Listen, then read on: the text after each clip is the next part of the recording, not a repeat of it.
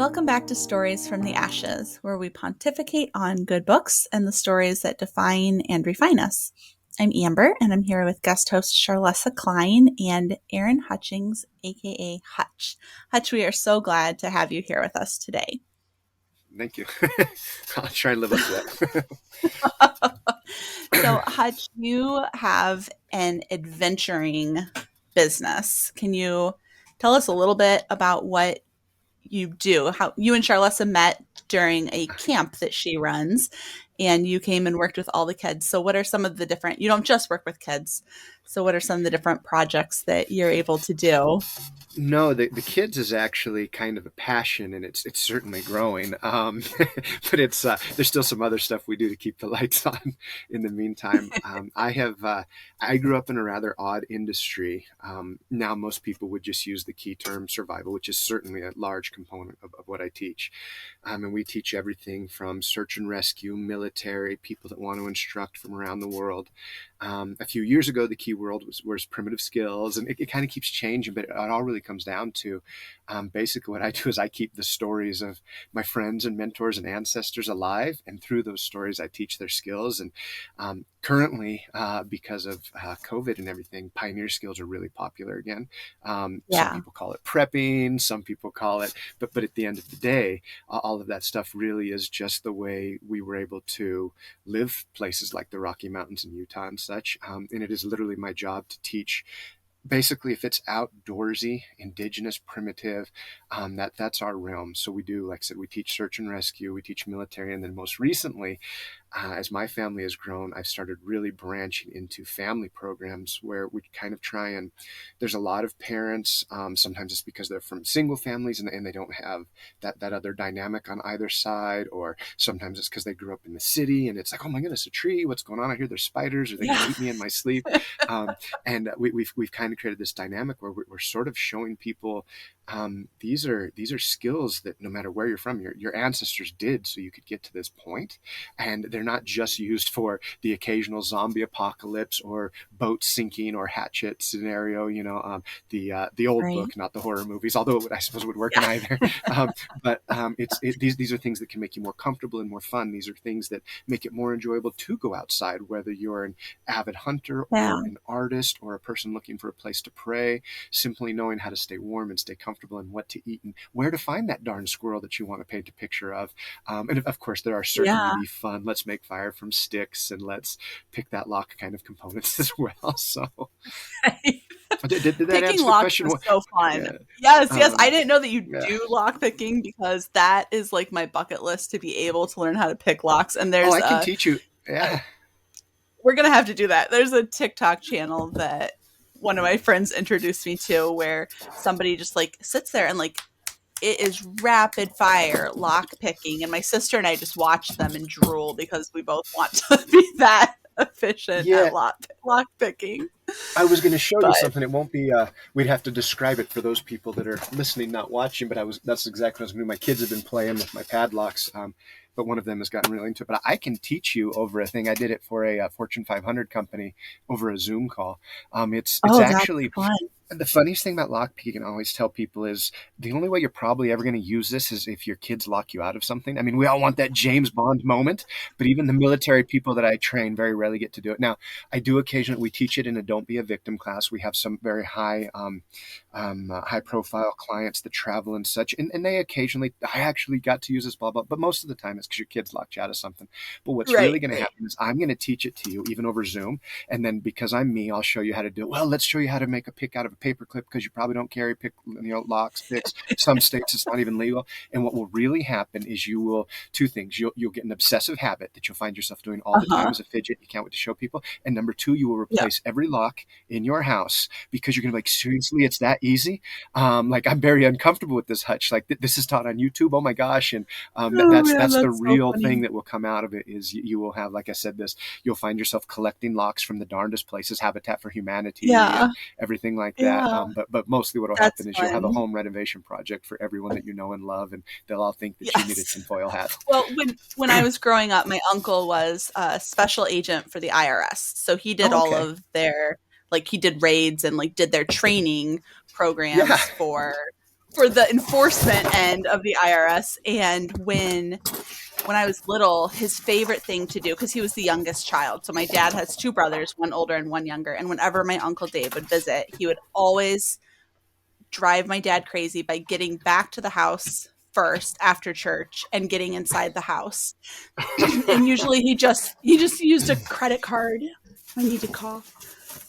Yeah, so that's Usually he would breaching. just use a credit card to do it, and Yeah, it so drove my so dad breaching absolutely bonkers. breaching exploits a different part of the locking mechanism. All we're really doing is exploiting weaknesses.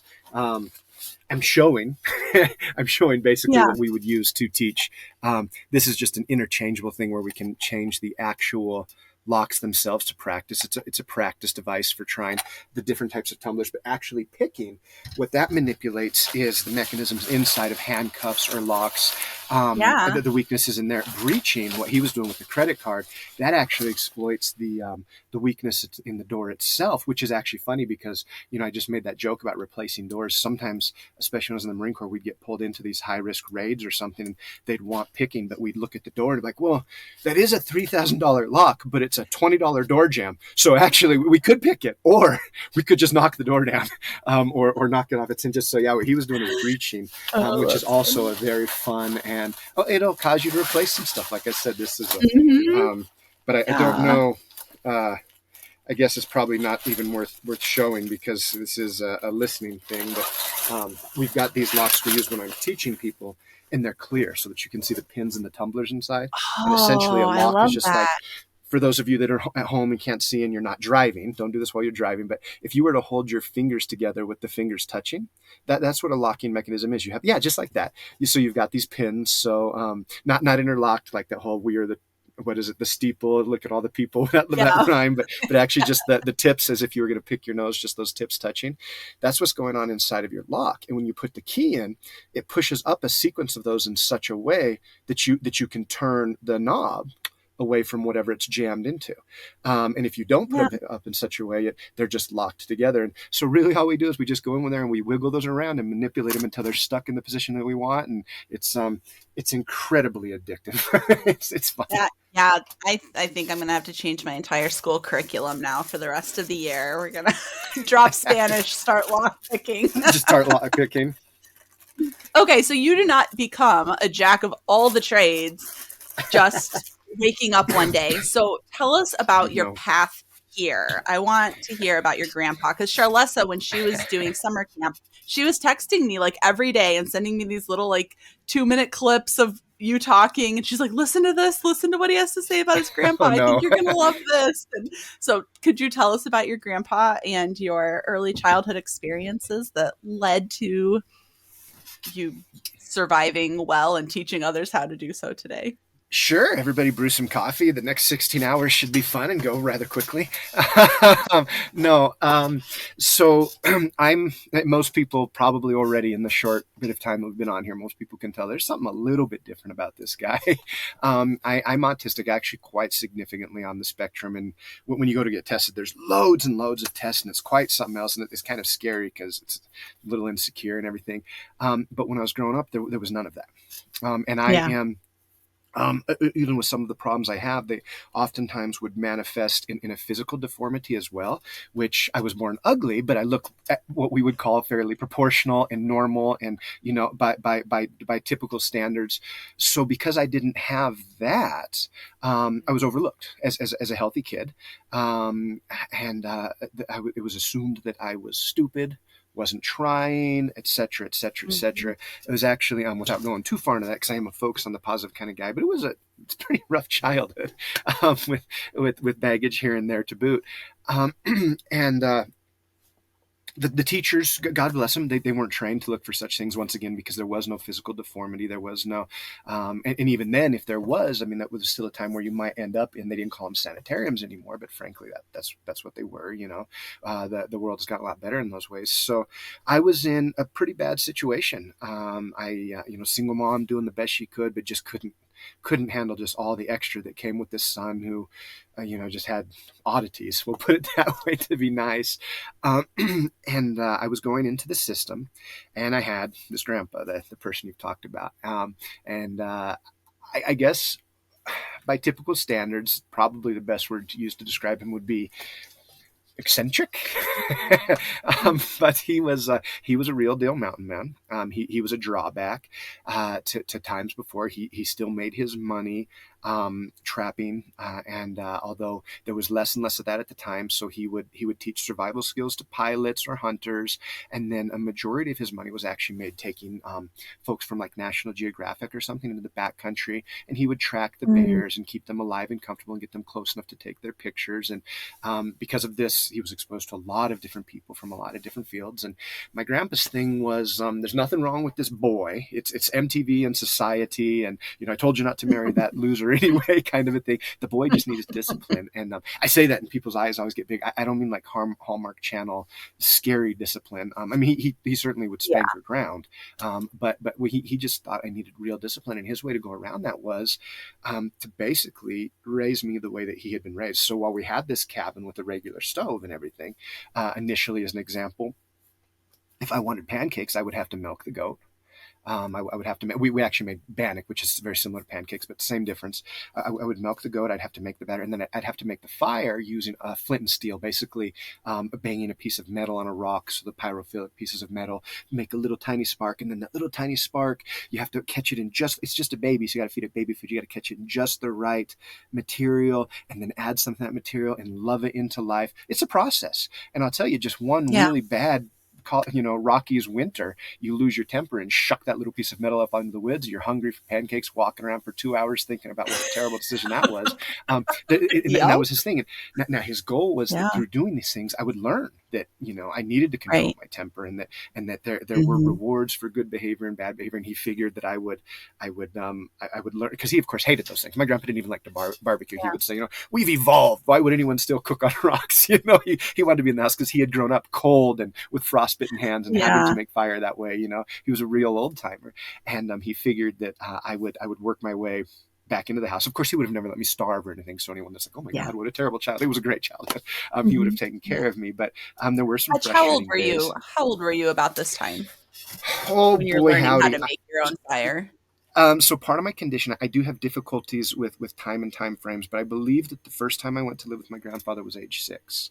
Most of my strongest memories are age 8, but it does get a little bit muddled in there. Um, but I'm very young now. My own kids, our kids program starts at age 5, which surprises a lot of people, because everybody, especially because of TV, and I love TV. They help pay the bills, and I get to do a lot of that. But they make us think that everybody. There's even been some famous people get in trouble for lying, pretend to be special forces, this, that, and the other thing, because we think these skills must belong to the elite, but we forget that these were the chores of the youngest Right. kids in the family. The hunter and the mother had important things to do. There were buffalo to skin, or there were boats to check on, and hunting to do. So it was very young, which startles a lot of people. But especially something like flint and steel percussion fire with primitive fires where we're rubbing sticks together. I normally like to say around age 8 is best.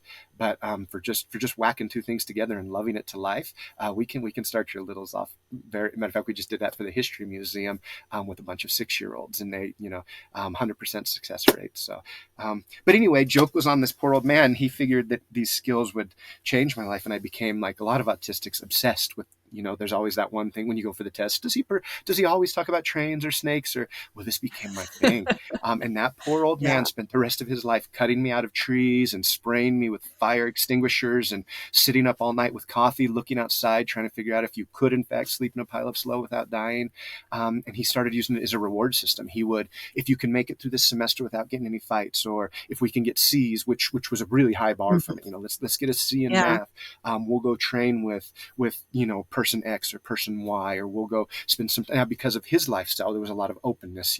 We'll go spend some time on this reservation or that reservation, or we'll go up to Alaska for the summer.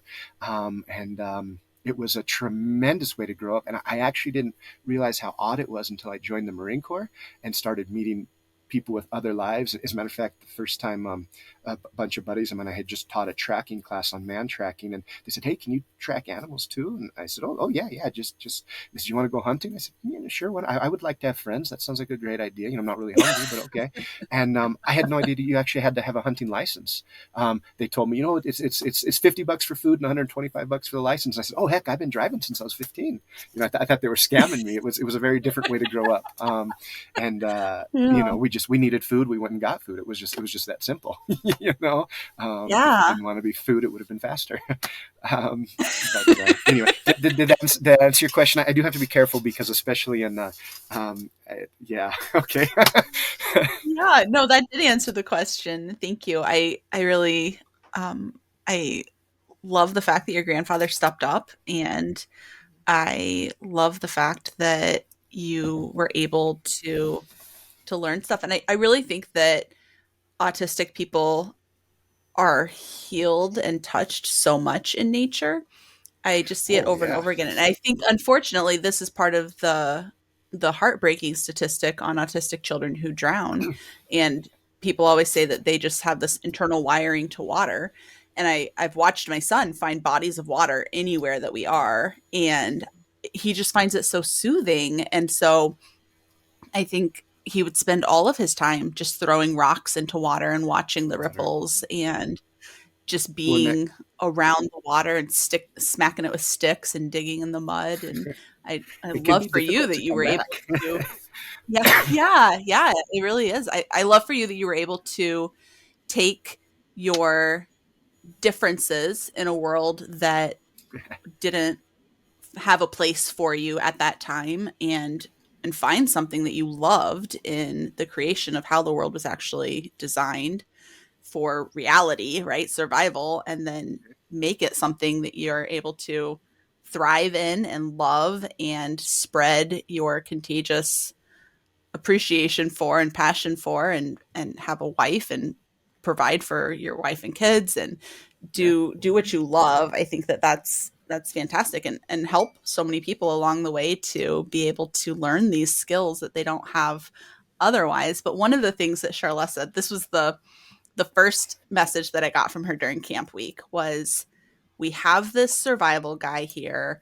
I think you're going to love him. He leaves every night at the same time because he has to read aloud to his kids. What in the world?" And I was like, "I love this. Tell me more." And so I want to hear about your family's reading habits and how you do prioritize these read alouds with your kids, and how you incorporate the topic of survival and life skills with the books that you are reading aloud. Like you mentioned Hatchet earlier, and I think that's just such an Yeah. easy go-to for people because you have a kid who's trying to survive. But there's so many other books with less obvious overt survival needs, and you're able to incorporate it in. And I'd love for you to share with us about that. Um, yeah. So for me, this is books. Books are a bit of sometimes I need a bit of an intervention. um, my wife is, I've heard her make jokes before of things like, I don't worry about Hutch. If he goes to gambling or Vegas or at a bar, I don't have to worry about any of those things. But if that man walks near a used bookstore, perfect example. I was just out in Vegas working a little while ago, and I was willing to, I brought $100 I was willing to lose. I bet $5 on blackjack. I got incredibly bored. I watched a little magic show. The guy was not Lance Burton, but it was still good. And then after wandering around a while, I ended up spending $300 in a used bookstore that was off the strip. And not like, it wasn't like Vegas price. Like this was like regular Vegas, Right. where it was like a regular bookstore, like $2 for this book, $4 for that book. And I was just like, oh, I'm in so much trouble. I'll just tell her I gambled. It'll be okay. So for me, books are huge. They are, at many times they've been my only friends. They've been my only teachers. Yeah. And I always tell people my condition, it is a gift and a curse. That there are situations that I almost can't function in. But then on the flip side, within my field, rather than being considered hard to work with or weird, I'm considered eccentric and the guy you want to get close to, and it Yeah. is a great deal my gift that gives me that. I do have to be cautious not to overwhelm students to try and match their passion, because I can be too much or they'll stay up late with me. And a lot of that comes from finding the right book and having these, I call them, my daughter coined this phrase, but conversations with dead people. I can sit surrounded by a group of books from experts from different times, from different periods, from different cultures, and see what did they agree upon, why didn't they, and something about my condition allows them to speak to me. And it's actually allowed me to, in times when I wasn't able to make a lot of money in my field, it's allowed me to jump into other fields and become an expert, where people are just like, you must have been doing this for 20 years. Nope, never put a roof on in my life, but boy, howdy does it sound like it, Mm-hmm. right? And I do want to impart that to my children. So I try and make it fun, and it has to be a priority because, I mean, it is highly likely that they'll be somewhere on the spectrum, right? Some of Mm-hmm. the older ones already are, and I want to give them as much of that gift as possible. So I do it in as fun a fashion with the reading, and it's become any time I can get them to look something up, because so rarely do people do, hey, I don't know, let's go find the answer. So we do that around the house all the time, even if I know the answer, or if we're reading, we always read with a note card next to us, and on that note card we jot down ideas, because we want to put them in our own stories that we tell each other, right?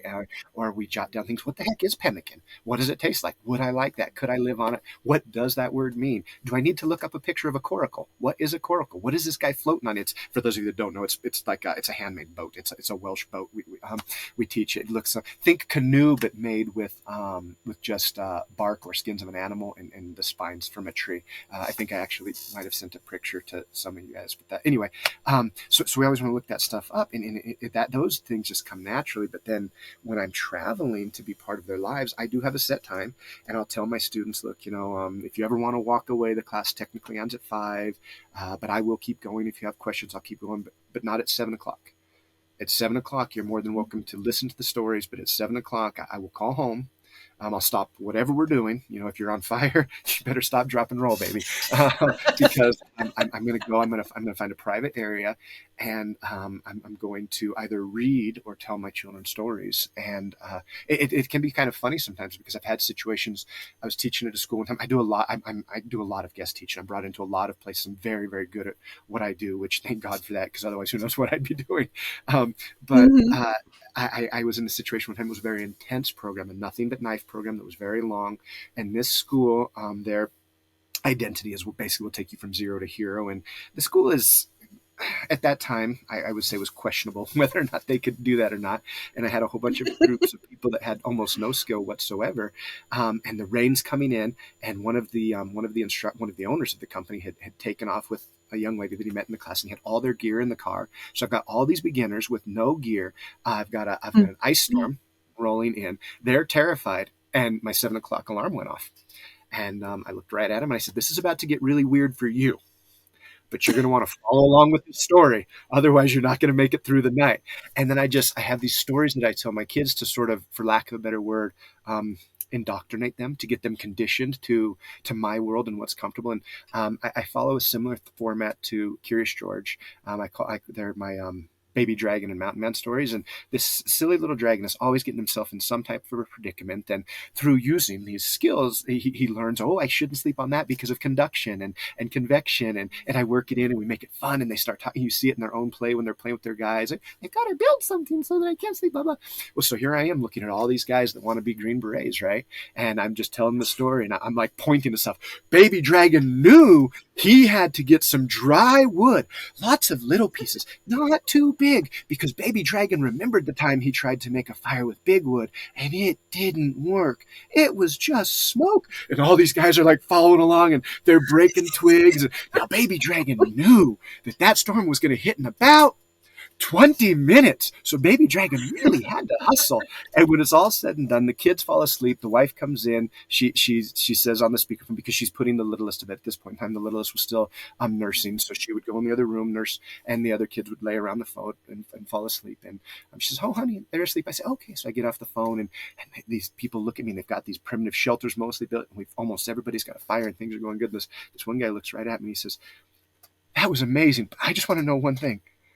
am I mountain man or baby dragon? I said, brother, that's up to you. You get to be whichever one you want to be. So it is something that I do. I'm almost militant in the fact that it's 7 o'clock. I'm not home, but I will be present. And I go and I'll either tell them a story, or I believe when I was up in Nebraska, I was reading Lord of the Rings. The Hobbit, actually. Um, which seems, people say, your kids are what, 5 years old, 8 years old. And one thing I found, so I only really started I've been doing this industry for 46 years. But and I've always taught Boy Scouts and Girl Scouts, but starting a strict, I really want this family program, aggressively pursuing libraries and schools and stuff, has really just been the last 5 years. But I mean, just this last year, we reached almost 500 families. I always let parents come to the classes for free, because I do think families need to be together. We're a tribal creature. Even a loner Mm-hmm. will go on YouTube to tell everybody that he's a loner, or go on Facebook, or they can't wait to walk right up to you and tell you how much of a loner they are, right? And it's like, oh, that's very nice for you. I'm glad to know that. So you want to hang out or what? But sorry, got confused myself there. But So true. I have found in teaching these classes that somewhere along the line, we even, and this not a parent shaming or a teacher shaming thing, but we've lowered the bar a little bit. And I have put some Mm-hmm. expectations in front of these kids. Jason Marstetter is the owner of the Survival University, where I do a lot of teaching, and he's well aware of my condition. And he's, at first he used to always be present, and I would ask him continuously, are they doing okay? Are they doing okay? And I asked him one time, I gave him an outline. He said, no, Hutch, I don't want another scout program. We've already got that. You already designed one of those for us. I want you to replicate what it was like for you growing up as much as possible for these kids. And I said, well, Jason, how am I going to know when I go too far? And he goes, I'll tell you. And so far, he hasn't told me. And what I have found is these children, again and again and again, Yeah. raise to my expectations. They make fires. They learn knife safety. Now, we're there with them. I don't give a bunch of 6-year-olds a knife. I say, don't cut anything pink and go over there and slay a dragon, and obviously not. We ease through it, and everything is a system of games and steps. And, we carve swords, and we do so much before, and they're never allowed to pull their knives out alone at that age. And, but I have yet to be disappointed by a class. And it's the same thing with the books. If you read and you explain and you stop occasionally, you say, what do you think Bilbo's going through right now? Right? I mean, he's left his creature comforts at home. He's having his first cold night. Why do you think it's cold? Oh, well, Dad, because he is sleeping on the ground. Those dwarfs should tell him that conduction. This is a 5-year-old boy. Okay, Yeah. those dwarfs should tell him he needs to sleep on a fur or something, because especially as small as he is, hobbits are just small. I don't care if he has fur on his feet. He's just not going to stay warm. Okay, buddy, moving Mm-hmm. on. You know, Mm-hmm. and of course, I kind of stumbled into this habit by accident. I would pause in these books because I couldn't remember what happened next. I know the goblins are about to attack, and I can't remember how scary it is. So I created these pauses initially to read ahead and like, are we skipping this part?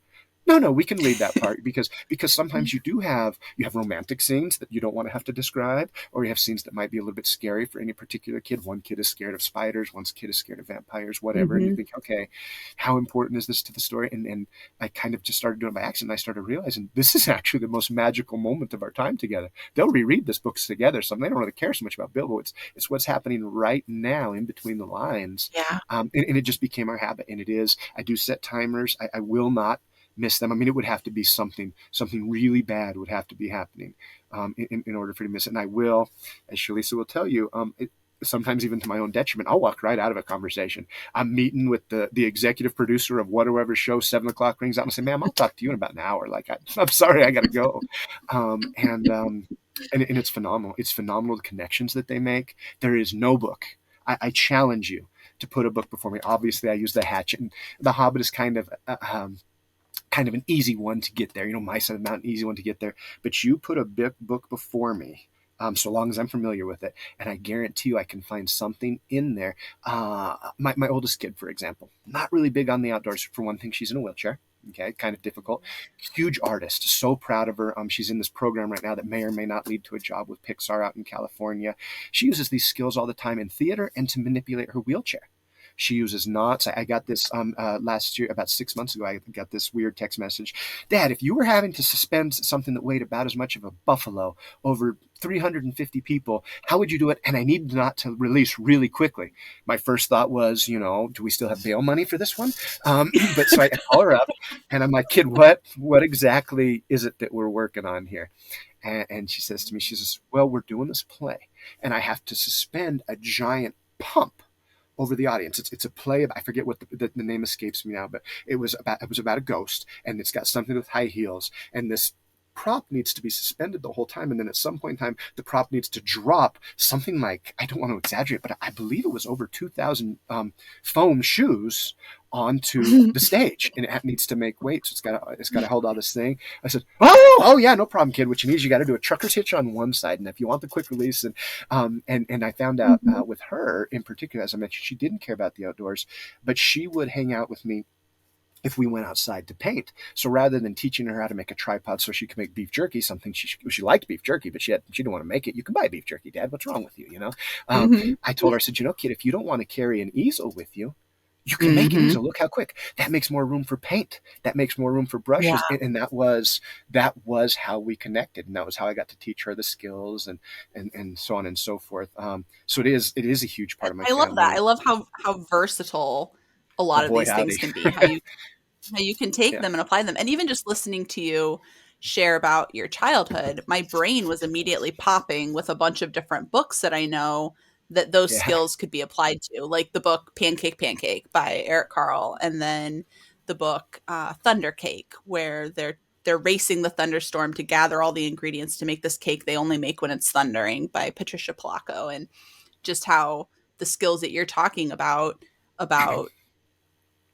making your own fire for this and all these things to make your own pancakes and whatnot, that you could be teaching those alongside reading these books with your kids. And there's just, I feel like once your eyes are open to the fact that these skills are still doable today, and it's not going to hurt anyone to know how to do them. Like, it's only a benefit to Absolutely. people's potential, like your daughter knowing how to build a tripod so that she can make an easel when she wants to do art. That's a very basic thing, learning how to make a tripod. And how many applications are there in your life for when you might, even people that are doing social media, right? Like, they're out there, they may need a tripod for their phone when they're trying to record something. So these are just very basic skills that unfortunately are lost to so many people. But I love how you're able to pull them in from different books, like The Hobbit, and Bilbo's making a terrible choice sleeping on a rock. And he's just, he's not going to be able to stay warm, and things like that, just to be able to talk through with kids. When it's everything. Oh, I'm sorry. I didn't mean to step. I was going to say it's everything, even roofing. I can teach you desert survival skills, and it'll allow you to work on the roof longer where it's hot. My kid was just he had a field day the other day at school, at a sporting event, and got hot, and he just started using desert survival skills to cool down. Like, it doesn't have to be no zombies, no emergencies required. You don't even have to like to camp or fish or hike. So much of what we do, it is how we as human beings got to where we are. So it's in our stories. It just sounds like being human, how to human, how to really live is. and abide in this body on this planet. Have you ever gone into the mall, especially around Christmas time, done your shopping, come out of the mall, and thought, just where exactly did I put my car? I don't shop around Christmas. No. I get done in October.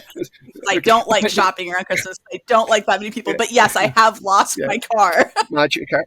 So I use that example in class all the time, because I do have a lot of people that it is their first time out with us. It is their a lot of people have grown up for one reason or other without an influence like that in their lives, but now they want to break into it, especially where I live. People move to Colorado to go outdoors, and then they spend all this money at REI. They do have their first camping trip. It's terrible. They were cold. It was miserable. Like, I'm done. And then I get a lot of those people as my clients, and I love those people. But it's I use the example of that because simple loss proofing, trailblazing, and self-mapping gets you out of that situation. By the time you've spent a weekend with me, you'll always know where your car is. You'll be able to walk into numerous places and just be like, well, the water table's over there. If nothing else, you can use primitive navigation to know where the shadow's going to be when you leave work at the end of the day, so your car is nice and cool instead of hot from sitting in the sun. It can be applied to so much. And right now, because of TV and everything, I've been teaching a lot of the survival, because people always saw this on that show, or because of Corona, people really I want to be prepared for at least a year. I want to be able to do what you do. Just shut the doors. Like, we'll check back in on you guys in a little while. But the truth of the matter is, you need none of that. It's fun and it's ingrained in us, and it's so useful in every day. If nothing else, just being able to sharpen your knife so you can cut your tomatoes at home, or your scissors, Yeah. or and people don't stop at just the cool survival skills. My kid's teacher was blown away the other day because he ripped his pants really bad. He walked over to his backpack, got out his sewing kit, and ripped up his trousers. And she was just like, I can't believe, you're not self-reliant. I don't care how many fires you can make with sticks. If you can't change your tire or sew up your breeches, you're not self-reliant. Like it's more than just the Mhm. fun, let's slay a dragon with our knife between our teeth, Crocodile Dundee, Indiana Jones moments. It's the full Yeah. embodiment of what our ancestors did so that we could sit here in the way that we're sitting here now. Yeah. So if people don't have access to attending classes with you, what Hmm. are your top resources that you would recommend for parents? So my husband did not fish a lot. Eric didn't go fishing when he was a kid, and our 10-year-old that I told you is autistic and loves water, he wants to fish the Mississippi. Like this is his most recent bucket list item that he's obsessed with. And Eric's like, I'm gonna have to take a weekend just to learn how to fish myself so I can help him know which knots to tie and things to do. Yeah. So for people that want, like adults that don't have the skills but want to acquire them to be able to pass them on to their children, what are the resources, books or otherwise, that you would recommend for starting? Well, of course, the number one resource would be my company, right? Ready, Set, Adventure Box. I mean, how could Exactly. you go wrong? So with that, what I did is I created a company that we actually send us like an instructor in the box. I got the idea from, there used to be a magic course called Tarbell Course in Magic, and they would send lessons to magicians around the world once a month. And now the books are published. I Yeah. mean, you can find Copperfield's Tricks and Knocks. And I thought, how cool would it be? And I came up with the idea right before Corona, and then Corona hit. And I was like, really, how cool would it be if I would just send this stuff to people? And they have everything they need in the box to go, and they have books references. So something like that I really do think is phenomenal, because you can reach out, you can talk to the author, you can watch videos of him and his kids, doing that kind of stuff. And we do all kinds of stuff with that. Now, getting away from shameless self-promotion, I think you're probably thinking like, what kind of books can we do, what kind of technology. A lot of people are sometimes surprised I'm not anti-technology. I think it can be dangerous. Like there's certain things you need to know. Like most people don't know that your cell phone can be set to 3 different kinds of north, and it's not always uniform within one iPhone to another. One might be set to GPS, another might be set to Mhm. satellite, which is actually different. People don't always know that. One might be set to magnetic or true. And if you're going to switch methods, if your compass is set to true north, excuse me, if your phone is set to true north and you're relying on a compass, if one of those two items breaks, the other one is not a good backup. So there are some issues with Mhm. technology, but if used properly, if you find the right resources, YouTube can be great. You can find great instructors on there. For books, boy howdy, I mean, books are, that's where it's at. A part of the reason I get to do what I do is most people stop their search at Google. They'll look something up Mhm. and they'll be like, Mhm. oh, nobody has how to make fire with this technique out there, it must not be done, I'll shoot a quick YouTube video on it. And people are like, okay, that's kind of cool. And then they come to our school and I show them 50 ways that different tribes around America used to do it, that I either learned in person or from books. And with a book, when someone sits down and takes the time to write, they're going to put all of their own experiences in there. Like when I write the field manuals that I write for Dropstone Press, it's all about retelling the story of the people that I learned it from and the things that I did. And every author is going to do that. You're going to get their life experiences. What mistakes did they make? Why did this skill work a little bit differently from them for other people? So what book do we pick? I mean, you go to Barnes and Noble and they've got a whole aisle now because it's popular, right? Do you want me to Mhm. make a specific book recommendation or just a vague? I mean, Yes. Some okay. specific book recommendations, because I know that with herbs, there's some people who the books are just dangerous. Oh And my when you're gosh. Yeah. beginning and you don't know and you're going in and you're like, "Oh, I'll do this book," but it's not really Yeah. practical. Like this book assumes you already know a lot more than you do. So, I'm looking for some specific book recommendations for Yeah. people that really are at a beginning level alongside their kids, or their kid wants to do it by themselves, and so they just want a book that they can hand to the kid. I would say one of the best books out there, hands down. Full disclosure, the author is a very close friend and mentor of mine. But if he wasn't, if you made me pick a few books, which probably will be a question at some point in time. This normally is. People always want to know, if you were trapped on a desert island, what book would you have? Well, Yes. obviously, Escaping a Desert Island. That's a silly question, but everybody always says something like, "Oh, I would have my favorite book, or the Bible, or I want How to Live Fruitfully on a Desert Island. That's the book that I want, or How to Escape." But anyway, just full disclosure. But even if this man was an absolute scumbag and we detested each other, this is a book, if I could go back in time, would have saved me so much Mhm. time, because there was a time period where just because someone's an expert in the field doesn't mean they can teach it.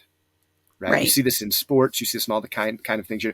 Customato was arguably one of the greatest boxing coaches to ever live. But even I could have probably beat him in a fight. Not his students, but him. So there's some people Yeah. that can teach but can't do. Then there's other people that can do that can't teach. And because of that, there was a big time period in kind of the Rambo era where you had a lot of great authors who could explain things, but they didn't really live the lifestyle. And sometimes they were Mhm. cribbing their information from not the most reliable sources. And there were a lot of not military manuals often, especially at that time period. They often had misleading information in them on purpose. Because remember, we don't want our Mm. enemy picking up the manual, right? I mean, Right. that's what Patton did, right? He read Rommel's book, so he knew where those tanks were going. Remember the famous shout on the Yeah. battlefield, "I read your book," right? But anyway, I mean, it changed the course of a war, right? Well, at least that portion of the Uh-huh. battle. So there was a period of time where the books were terrible, just Mm. absolutely terrible. And that just happened to be the time period I was growing in. So what I would recommend is find really old books where the people were absolutely, these were manuals being used to You keep you people have alive. not actually said your friend's book's title yet. Oh my goodness, thank you. Yeah, so his book is the one I would recommend. He's got a whole bunch of them, and I want to get the title just right. It is Build the Perfect Bug Out Survival Skills by Creek Stewart. If I could go back in Okay. time and hand little Hutch one book, it would be How Mhm. to Invest in Google. But the second book would be the second book would be that book, because it would have, I have no idea where I would be now, because everything in there was practiced and proven. That was not the first book of his I read. We were already friends by that point in time, but I remember the first book of his that I read, it was like, this guy does this stuff. Like, there were the little Yeah. details, the things I had learned the hard way. It wasn't just the same Right. dogma being repeated. And this book right here, it is aimed at dealing with. He teaches specifically. He teaches a lot of stuff, that he teaches disaster preparedness, and he's on the Weather Channel and stuff. He's got a pretty serious show where it's more about teaching than drama and stuff. And so it does have a bit of that slant, but there's so much fun stuff in there. There's fishing tricks, there's fire making tricks for anyone that wanted to fake this. Actually, I'll take it a step further. If you wanted to be an instructor in my field, if you already understood business and you devoted yourself to that book for about a year, I Mhm. think most people would not believe that you did not have massive amounts of training. It's a Hmm. It's easy to understand. It's fun to read. The skills are practical and realistic. They're practiced and proven. Um, and I have no stock in that company. It's not the same publisher that I work for. While I do work for him occasionally, and he is a friend, he doesn't pay or endorse me, nor does he need my endorsements. Yeah. I've gained much more from our friendship than he ever has. It's absolutely phenomenal book. A very close second to that would be either the old books written by James Beard, or I don't remember, Mhm. Ellsworth. The book is called Woodlore. Ellsworth Yeager, the same spelling as the alcohol. And these were gentlemen that actually lived in the time periods right before such statements as "save the man, kill the Indian" became popular. So these were people trying Mm. to preserve a culture. Now you have to take Right. with these old books. You might not want to just toss it to your kid, because there were some beliefs and opinions, or just words that were used completely in a different context that we might use. And with Yes. small influential minds, I don't want to give a vulgar example, but I think we can all think of some word over the time that Yeah. has changed, and they were used oftentimes innocently, or other times there were just some beliefs that just were simply, now we know that's just not necessarily true. But those Exactly. two gentlemen were preserving culture. So great books. And with those, with just Creek's book alone, like I said, you could run a basic class. I mean, nobody would Yeah. think that you were super, you would know every single, but nor was that the intention of the book. But you could Right. literally run a basic class and no one would know that you hadn't been to some extensive program. That's awesome. What about butchering? Oh yeah, that's Because that's a special one we've for you, talked right? before and you've talked about how you Yeah. use all of the animal, and I know Amanda was super impressed with that, and they do some of their own butchering and want to do more. So do you have a book recommendation for No, well, yes and no. good So kind of butchering? for the way you're going. So Creek does cover butchering small animals. He also Okay. takes care of. Now you've caught the fish. Great, you used all these primitive skills. Now Yeah. how do we clean it? How do we cook it? How do we clean ourselves? Right? We're Yeah. our ancestors are often depicted as, God help me, naked and afraid, right? Or almost Mhm. stupid, bumbling through life as these nasty creatures. Well, frankly, if any of that was true, we would have evolved differently. We would have better microflora in our stomachs. We would be able to eat different things. Our Mhm. ancestors were. If you go to a museum and actually see what the Vikings looked like, I love Uhtred Ragnarsson as much as the next guy, but he didn't exist, not the way he's depicted in the movies, right? You see these, and they were a lot cleaner. They were a lot so. Those skills are super valuable. They're described at small game. If you can do a squirrel, you can do a cow for the most part. Now I know specifically you're asking about some very specific stuff, finding specific parts for diet and stuff, and for that we actually have a guy. The way that class worked that we talked about is we have a gentleman. He's won numerous awards, and that's not my industry, so I can't off the top of my head name them. And I can certainly, for your listeners, I can ask him what number one book he would recommend. But we just call him Jason the Butcher, and that is all he does. He comes in and he'll we do a lot of this stuff, especially with Army Special Forces and stuff, and he will teach them. We'll have some pigs or some sheep or whatever, and these animals are pampered and spoiled, and most of the year they have a better life than any pig or sheep is ever going to have. Mhm. But there is an end goal for that animal. Mhm. We do honor them. They are treated very, very well. Every student who comes through loves them and feeds them carrots and spoils them. And we had a sheep this last season that was sleeping with the students. So it was like, okay, that big teddy bear sheep, right? But on game day, Oh. he is killed as mercifully as possible, and then Jason Mhm. shows them how to properly butcher, get everything out of there, how to find the best things, the healthy fat, the not healthy fat, the pieces. Where I come into play is using the rest of the animal. Here's how to cook in the stomach. Here's how to use the brain to turn this flesh into clothing. What do we do with the leftover flesh? Actually, we can make a glue that will support an obese person in a chair, or a super strong glue. We teach all that stuff, how to turn the bones into tools. Now, what books did I get that stuff from? Once again, I would take you to those three books, because Creek has it with all the small game survivally stuff you would think. Then Mhm. you've got Jaeger. He talks about the buffalo and the antelope and turning it into pemmican and hardtack. And in order to do Yeah. that, you must find the specific cuts of meat. Now, these old timers, almost all the pictures were hand drawn. So you may want to have a reference to go with it. You may want to look it up occasionally and be like, well, what is this part? Oh, okay. It's why didn't he just say but? Okay, and then they have all that, but he's got charts in there, and I think for anyone that's interested in what I do, rather than becoming like Jason the Butcher, is more 5-star culinary the chef kind of side. I mean, Mhm. I'm sure he would know the difference between all the ways he has to do something for it to be kosher and non. I don't know that, but Yeah. I can see if what number one book he would recommend in that place. But honestly, for something like that, I would recommend a live class if you want to go that Yeah. far down the rabbit hole to just learn how to process your game and use it to its most. I would stick with those three. And I'm trying to remember. So James Those are Beard, great. yeah, he actually had a program before the Boy Scouts, which is funny because he wasn't particularly well in his. I mean, obviously, I didn't know him, but in his writing, you get the feeling that there was a bit of an issue between him and Baden Powell, kind of a I came first kind of a thing. But then later on, he Uh-huh. becomes the heavy hitter for Boy Scouts, which is a shame because most people only reference his books post Boy Scout area, because it's that first off they're worth a lot of money. People are always looking for him, and Mhm. his book, I think it was called The American Scouts of Daniel Boone. It's not in the there are bookshelves everywhere in my house. For those of you watching, you can see the mess that is my poor wife's world, but it's in a different bookshelf. But that book, I mean, I get so much credit because I paid attention and read that book. There are so many skills. Yeah. I had this librarian that was so patient, God bless her. And I would come to her after reading something in a book. It didn't matter. It could be a book about spies. And I'd be like, what? How did he do this? And she'd go to the card catalog and help me. And I can't tell you how many times we pulled that book out, and she eventually gave it to me. And Aw.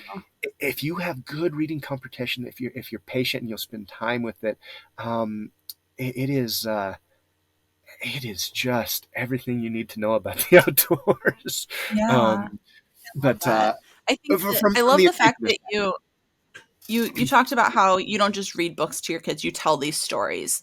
Mhm. And I think that's so beneficial to be able to give the specific knowledge that someone holds personally. And I think that we we don't spend enough time telling our own stories and Yeah. sharing what we know.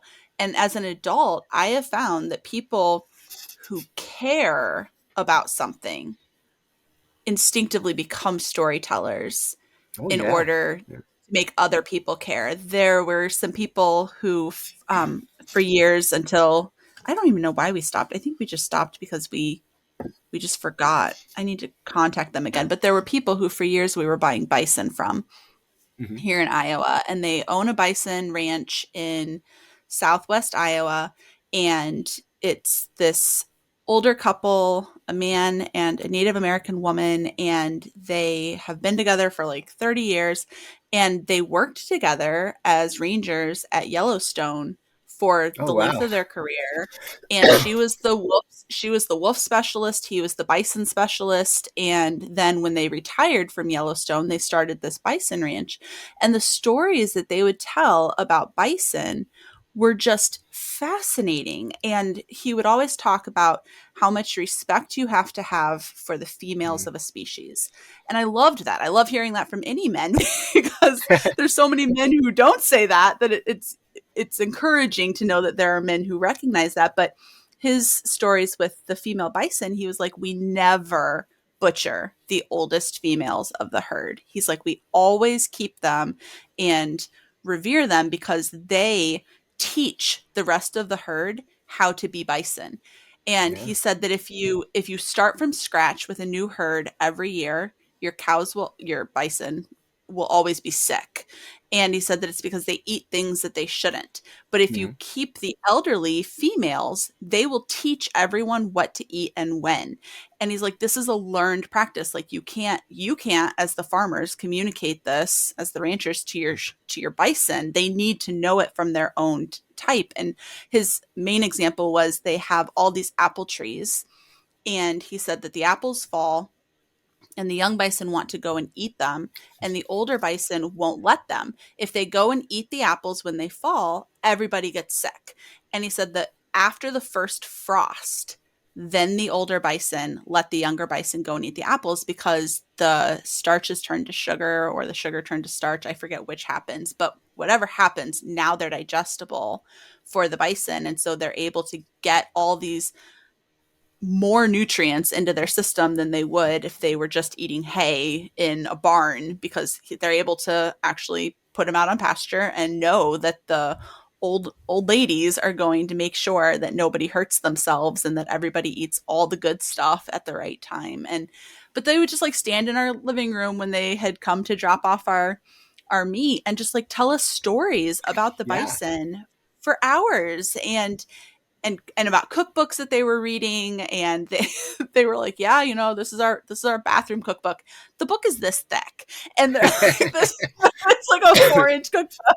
This is like old French cookbook, but he's like, this tells you how to use all the parts that nobody else uses. And that's what they would sell you. Like, that's part of why we went with the bison over beef, was because we actually got all the parts that legally you can sell in Iowa, because they would do the butchering themselves, and they would make sure you got all the good stuff. So I love hearing you tell your stories, and I love how you have your baby dragon and old mountain man stories that you're able to just consistently use to communicate this stuff to your kids. I just Well, I and encourage not just your everybody kids, to but the people you're teaching. students, everything. I'm a big fan of. I love mythology. You know what I forget Mhm. the author's name. Bansfield, I think, or whatever. Uh, but anyway, parables, fables. It's amazing how read one of those a day. Stick it in the bathroom. Set your phone down. You don't need Mhm. it all the time. Yeah. Instagram will wait. You'll have just as many likes when you're done on the Thunder Throne as you did when you went in there. Um, but read something like that, and it's amazing how many times with a little bit of tweaking, that story can become your own, and it's exactly what a big or little adventure needs to hear. It's exactly what a wife needs to hear. It's exactly Mhm. what a husband needs to hear. It's exactly what you need to hear. You know, Yeah. I would, and those stories. I'm trying to remember the exact wording. There was this old, actually, the last field menu I wrote was about him. He was an old crow man, and he said to me one time about my gift for gab, he called it, but my storytelling. He said, remember that stories and music create communities. Because Mm-hmm. when you share stories or when you share music, and that's not always for the best, I mean, this has been used, you see it by sometimes hateful groups or sometimes, it can, Right. but stories and music create communities. And so it's the thing that I do with my students.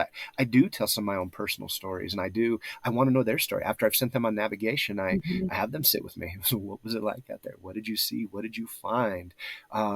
Because I'm just so blessed to be in their presence. And I have yet to have an instance where I don't learn something from a student from their story, and they're just like, "Well, I could tell Yeah. blah blah blah," or they tell me something about a bison from their own life, and it's amazing with a little bit of prompting. Even the most isolated human being will tell you stories that just blow your mind. But sometimes people need, especially nowadays, we need a little bit of help, excuse me, or permission almost to share our Yeah. stories, which is wonderful in my field because it comes very organically, for lack of a better way to put it, because we are around the fire, and the old tribes. Well, heck, not just old, even now. I get to live with these indigenous people all the time: the Maasai, the Athabascans, and the Gleeman. Will walk around telling the stories, or the elder lady, or while everybody else is making baskets, or everybody else is making cordage, and these stories hold the secrets. A perfect example would be the song Mm-hmm. "Over the River and Through the Woods to Grandmother's House We Go." Well, that probably led somewhere, but there would be these stories about the great Manitou or about Beowulf, and within these stories would be the techniques and the skills themselves, or there would be the map. If you could remember the story, if you walked towards the Yeah. place of worship for X amount of days until you crossed this Mm-hmm. river where so and so slayed that thing, and Yeah. it's we're pre-programmed for it. So people will open up, and everyone is a geek about something. Okay, Mm-hmm. and whether it's a diehard, super popular football guy, that guy knows everything about. I don't know football people, so Joe Montana, Yeah. he's football, right? Okay, okay. So, Oh no. so that guy knows everything about Joe Montana, or something else, Yeah. Yeah. um, or or that super gorgeous, beautiful cheerleader. She's got something. It could be survival, it could be cheerleading, it could be Mm-hmm. gymnastics, it could be cooking, it could be, heck, she might be able to work her way around Lipstick. a Mustang that would blow you and your mind. And Yeah. and when you give people permission to tell you that story, that's when you really fall in love, and you really know each other, and you form these senses of communities, and you learn things, and you form bonds, and you make connections, and then all of a sudden you find your own self opening up to stories, and those Yeah. stories sometimes they cross and they mesh and they blend, and then boom, you know Yeah. magic. Yeah, but stories do. They absolutely are something that we all share and they unite us. And I think that I just really want to encourage people to ask other people for their stories. And I about 2 weeks ago I took a 24-hour personal retreat for my mental health, and I went to the Amana colonies here in Iowa and stayed at a hotel. And I went to the bar that night to get a salad, and there were all these railroad men sitting there, and they were in town for some testing, and they had been throwing back shots for the past 2 hours because I'd passed them when I went to my room when I checked in. And I sit down and they immediately want to know my name. And the bartender, she was so funny. She like leans over and she's like, they're harmless. And I was like, okay. So I told them my name, but they wanted to know what I was doing in town and they wanted to know what I did. And I mentioned that um, I talked about Reshelving Alexandria and the podcast a little bit and just how much I love kids and how I have this passion for emotional intelligence and specifically helping kids know how to grieve well and what grieving well looks like, and specifically around the areas of death and dying. And they immediately were like, tell me more. They were like, you are our shrink for the night. And they told me, they were like, when you join the railway, you are told that your train will eventually kill someone.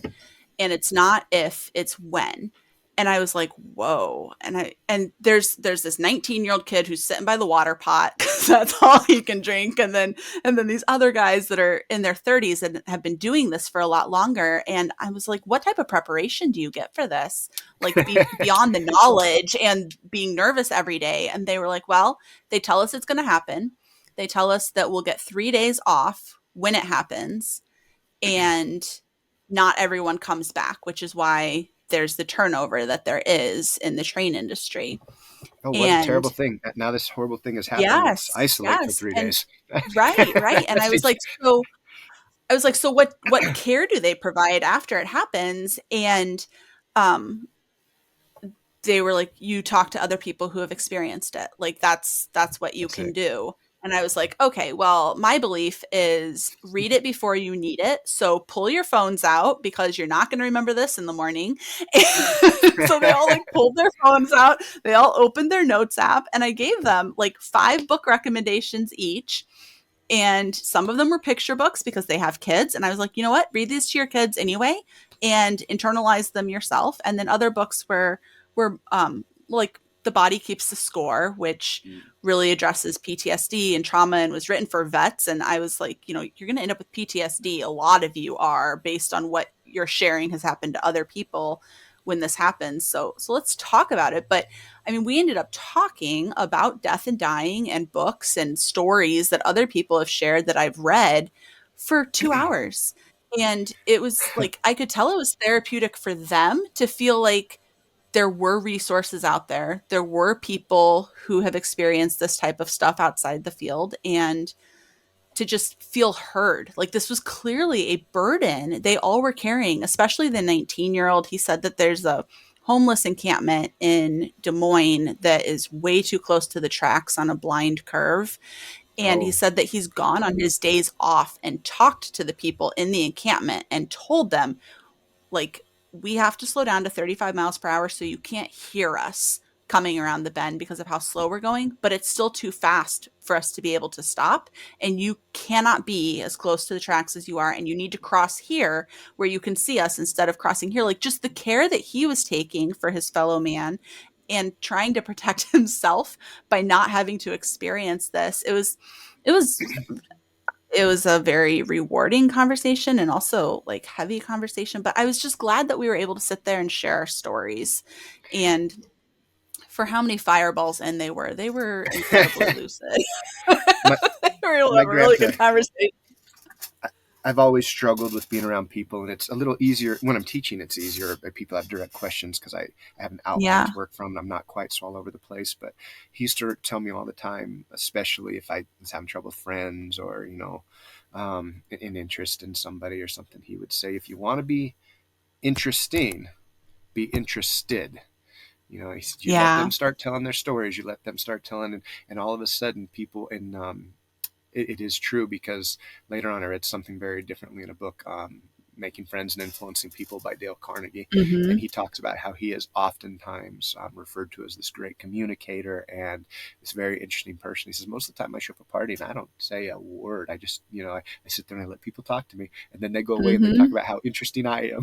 If you actually ask that person, oh, really, what's his favorite color? What's he do for a living? They're like, I don't know, but he was Yeah. great. He was just great. Yeah. Because we've all got a story to tell and we don't always have permission to tell it. Like, I mean, imagine having, you've got all these people, each of them probably needed to talk to each other.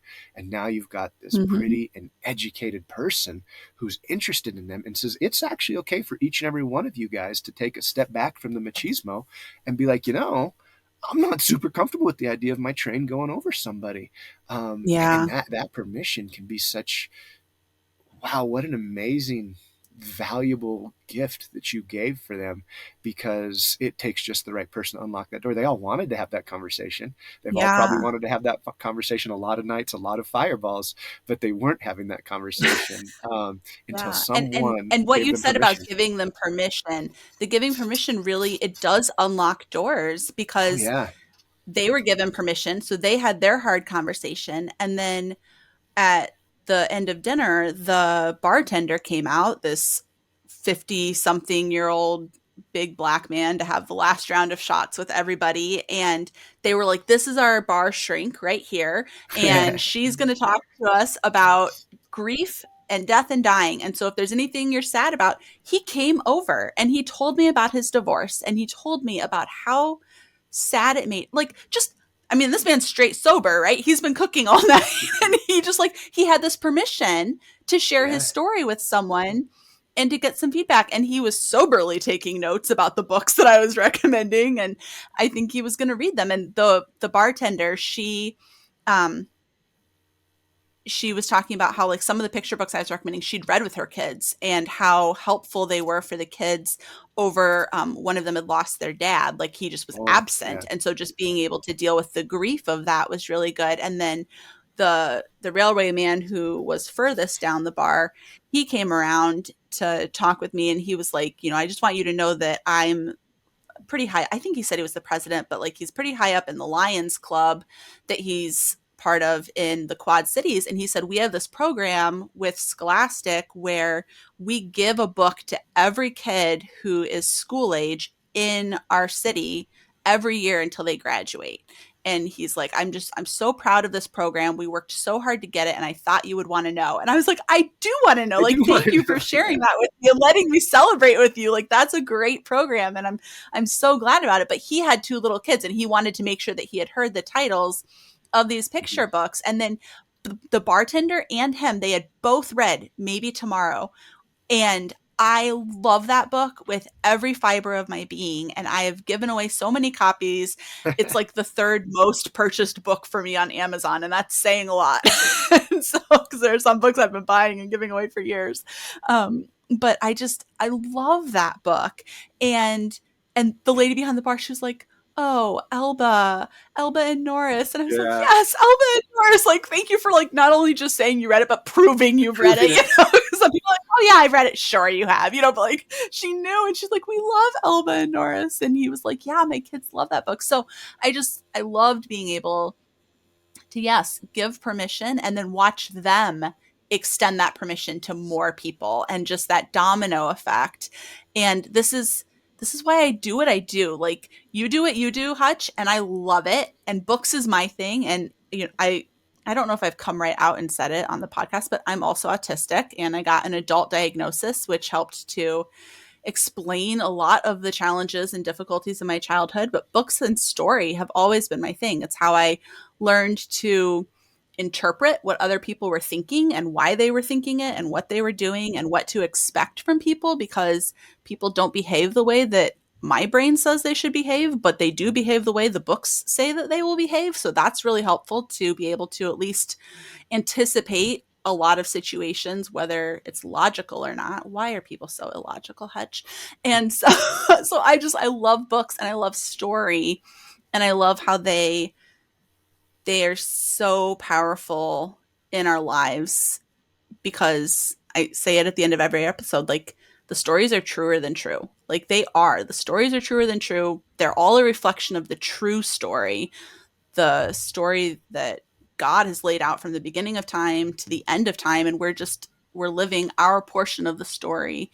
And I love seeing your contributions to this story that's being told, and all the lives that you're able to pour into. And I'm sure that you give a ton of people permission to be themselves and to have the interests that they have, and to learn new skills and to feel empowered in the world around them. And we will be linking to your website in the show notes for people that want to see what Hutch offers in these boxes. And then Hutch has agreed to come back again and talk with us specifically about Echo Mountain. I love Oh, Echo yeah. Mountain. Amanda loves Echo Mountain. And we asked Hutch when we talked to him before privately if he would read it, because we thought there were just so many things in it that he would be able to expound upon and maybe give some ideas for how you could do some projects with your own kids following along what's going on in that story. And he's graciously agreed to do that. But to do that episode is going to be a ton of spoilers about Echo Mountain. So we want that to be separate. So we wanted an episode that didn't have any spoilers for you guys to get to know Hutch, and then be looking for that one in the coming months.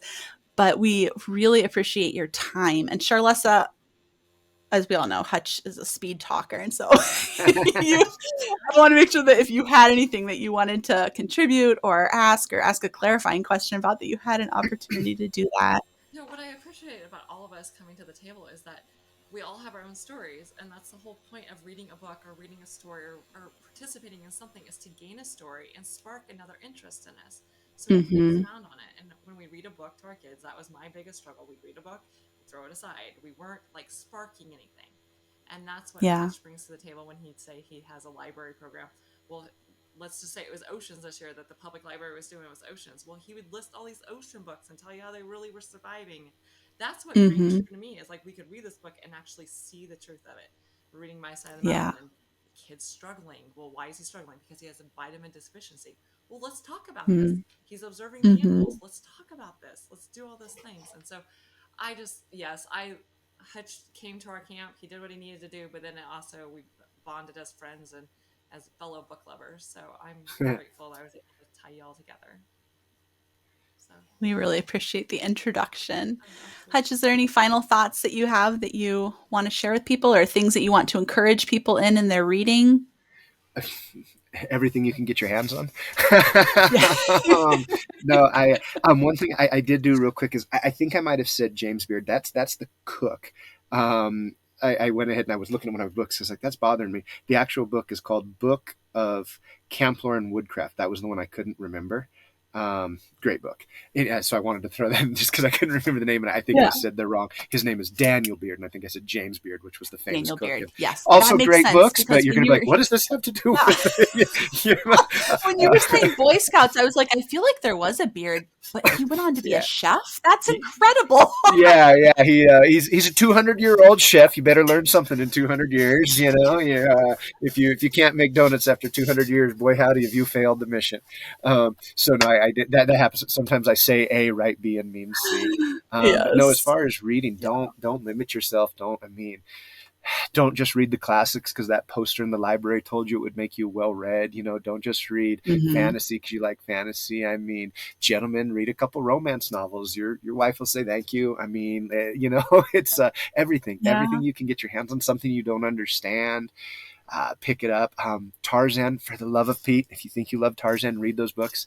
Because if you think that Tarzan was raised by gorillas or that his parents died I mean, the whole first chapter about his parents could be a book in itself. And actually, that's fascinating in itself. Tarzan teaches himself through books because his parents were very much alive for the first several, Mm-hmm. and he learns all the skills he'll need later on, and has always been one of my favorite heroes. So go to the source, find those stories. You can still watch the Disney version. Phil Collins' soundtrack for that was great, but go to the source of stuff. Yes. Find out what was Conan actually like before Arnold got his hands Mm-hmm. on him. And what was, you've got a kid you don't understand. Well, as much as I dislike the book Catcher in the Rye, give it a read. Remember what it was like to be an angry teenager. Yeah. You use the books for what they were meant to take people's stories and spend a little bit of time in their brain cave and just kind of take yourself back to where you need to be. And it's all there. It's all, I can't tell you how many times I've met a friend and they've been like, where'd you learn this skill? From your book. No, you didn't, because you read between the Yeah. lines and or are you, I've borrowed books from people and they'll see something like, where'd you learn this? From the book I borrowed. You read it, right, man? So sit down and spend time with the characters. As someone who's had the privilege to write, I meet people occasionally like, oh, I loved your book. I read it all in one day. And it's like, wow, what a shame. Did you ever close your eyes and smell the campfire? Did you suffer Yeah. for a minute with my heroine and wonder, is she going to pull this together and get out of here? I get to spend lengthy periods of time on these adventures. And while I love the voraciousness and your passion for it, would you mind rereading it for me? And sitting down and Yeah. spend some time, close your eyes, smell the campfire, taste the food, and be scared for them. And then when you're done, write something in the front and give it out as a card. I despise, I won't say a specific name, but greeting cards. For the same price of Yeah. a greeting card, you can get a used book that has tremendous meaning to you and Yeah. the reader, and you can write a message inside. And I like the corny, funny jokes and everything in a card that you might get from wherever. But use those old books, spread them out, because no matter how many Yeah. times you read Moby Dick, it always ends the same. So give it to a fisherman. Yes. When you need to read it again, go to a used bookstore or go to a library. Yeah. And when you're traveling, don't discount. There's so many free audio programs at libraries and stuff. There is no excuse, no matter how busy you are, no matter how you want to spread your spirituality, you want to be a better parent, you want to be there are books that are going to speak to you. Listen to them, read them, write them, for goodness sakes, Yeah. and then recommend them to me, because I don't want to miss anything. I've only got, one of my biggest fears is that, time goes so quick, and pretty soon it'll be my time to go to the happy hunting ground, and there will be so many stories I didn't get to embark upon yet. Yeah. Yeah. That's very, very good advice. Because of what you were sharing there, about using books as cards, I'm going to share a quick story before we part ways. But my love language is words, and the written word especially. And so when I was in high school, I had I know they weren't cool anymore, but I had an autograph album, and I would ask people to write me notes when I met them, and they would just like write a little thing about having met me and spent the summer with me at a camp or a leadership training program that I went to. And people would write funny things like, the one thing I learned from you is that listening to Unchained Melody on repeat for 20 hours isn't the worst thing in the world. Because, again, undiagnosed autism, like finding ways to just self-soothe. I would just listen to my grandparents' favorite songs, and they were very, very calming. And people thought that was the weirdest thing. But people would like write me little notes. And then when Eric and I were recording, he would write me long emails and long letters, because it was long distance, because he was away at college. And so I thought this was going to be the state of our marriage, was I would continue getting the written word from him. But that well dried up when we got married, and it's something I've always really missed, is cards from him. And so 3 years ago, he started what he calls Twaddlemas. So twaddle is a word that's given to books that have no real value. And my husband's not really a reader, but for Twaddlemas, which goes from like St. Nicholas Day up until Christmas, I get a book a day from him, and most of them are garbage. And he'll just go to the bookstore, and he knows they're garbage. It's twaddle, right? So he'll go to the bookstore to like the $1 section, the clearance section. And the first year he did it, he found books where every day he gave me a different book, and the title was something about a different stage in our relationship. And then on the inside page, he would just write a short letter to me about how that title reminded him of something that we had gone through in our marriage or in our friendship before our marriage. And it just was this timeline of our relationship. And some of these books are like really bad, and I don't want to have them in the house. So I just like tear the note page out and put it in a box, and then we recycle the book. But I get a book every day. And then last year they were more like event based, like things that have happened. And so some of them were about specific health things, like a gluten-free Bible or different things that we've done. Some of those books were actually like useful, and we kept some of them. But Twaddlemas is the highlight of my year, because I get like 12 days of letters all in a row, and It's kind of cool. And it's cheaper than cards, and it fills my love tank. So if you guys want to participate in Twaddlemas, you can Twaddlemas your loved ones. Well, there's so many great ways. I pretty much used the Princess Bride book to propose to my wife. I mean, there's just so many ways. There's so many. Yeah. That's one of my favorite books, but they're great, and they have more meaning. One. Even if the meaning is I just want to see you smile, or yeah, they have, yeah.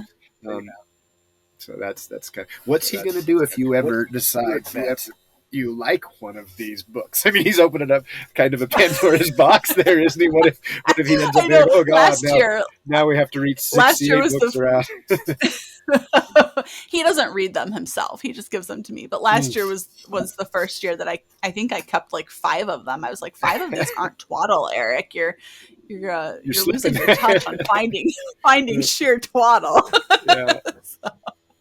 But thank you so much, Hutch, for your time. Yeah. We really appreciate it. And thank you, Charlessa, for hanging out with us and making the introduction. And this was so much fun. And I'm really looking forward to a conversation about Echo Mountain. Yeah. And we will be linking to all the books and resources that we talked about here and to Hutch's website. And I'm sure on your website, there's probably contact information for organizations that may want to host you. Yeah, Will yeah, they there find is, that and there? I actually just had a student who's like, we really want to stalk you. We love your teaching style, but sometimes it's hard to tell where you are. Why don't you put up a calendar and just like, I'm teaching at this school this time, I'm teaching at this Yeah. museum at this school. So it needs technology is not. And I eat bugs and rub sticks together for a living. Technology is difficult for me, and it is necessary, and it actually fascinates me. It's just sometimes hard for me to comprehend. But the page is Mhm. getting better and better every day. But yeah, there's some contact information and. I mean, I'm pretty open with I love to teach, so contact me any way you find. Send a smoke signal, whatever. You don't know how to send a smoke signal, then let me know and I'll tell you how to send a smoke signal.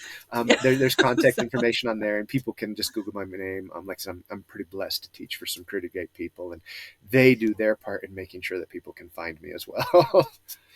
wonderful. Well, we will put all of that in the show notes, and we will see you guys when we do Echo Mountain all again. And remember, the stories are truer than true.